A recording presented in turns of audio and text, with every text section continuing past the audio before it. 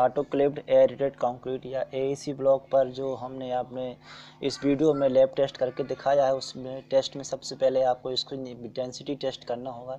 ये डेंसिटी आपको दो प्रकार से निकालना पड़ेगी, एक होगी आपकी ड्राई डेंसिटी और एक होगी आपकी वेट डेंसिटी। तो पहले आपको मैं इसकी ड्राई डेंसिटी कैलकुलेट करने का तरीका समझा देता हूँ। आपने सभी डायमेंशन ले रखे हैं। सबसे पहले डायमेंशन और ब्लॉक ले लिए हैं आपने। इसकी लेंथ है 65 सेंटीमीटर, विड्थ है 15 सेंटीमीटर और इसकी डेप्थ है 20 सेंटीमीटर। तो इससे आपका वॉल्यूम कैलकुलेट हो जाएगा, जो होगा आपका 19,500 सेंटीमीटर क्यूब।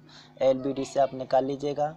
आपने इस वीडियो को अगर ध्यान से देखा होगा तो उसमें मैंने आपको इसका वेट भी नोट कराया था, तो उसका वेट मेरा आया था 13,450 ग्राम। इस प्रकार से आप उसकी डेंसिटी कैलकुलेट कर लेंगे।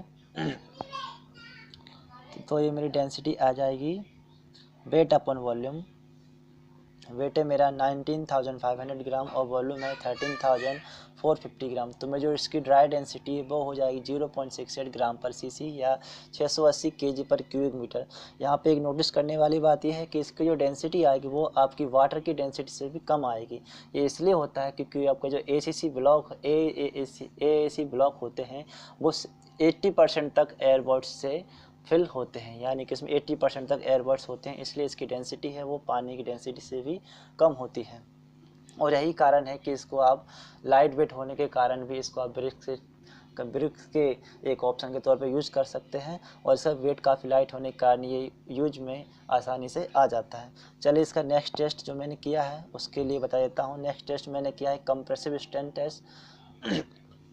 कंप्रेसिव स्ट्रेंथ टेस्ट के लिए मैंने क्या किया था, जो मेरा एएसी ब्लॉक है उसमें से कोई सा भी एक स्पेसिमेन पीस मैंने काट लिया था, जिसकी लंबाई मैंने 15 सेंटीमीटर, लेंथ 20 सेंटीमीटर ले ली थी और विड्थ ले ली थी 15 सेंटीमीटर। ठीक है, तो इससे मेरा एरिया कैलकुलेट कर लूँगा मैं, तो वो हो जाएगा मेरा 300 सेंटीमीटर स्क्वायर। अब जब इसको मैंने कंप्रेसिव टेस्टिंग मशीन में रखा था तो आपने अगर वीडियो देखा होगा तो उसका लोड अप्लाइड आया था 120 किलो न्यूटन।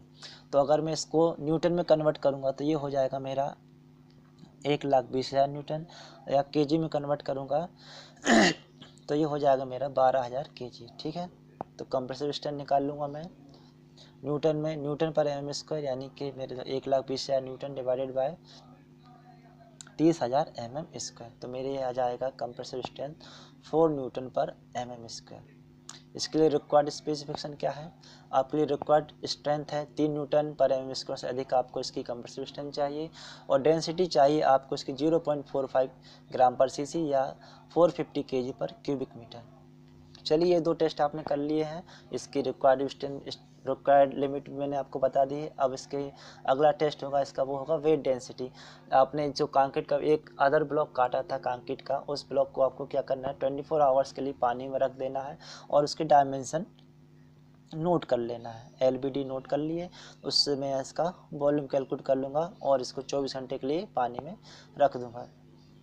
24 घंटे बाद जब मैं इसका वजन नोट करूँगा तो मेरा आया था 4,829 ग्राम्स।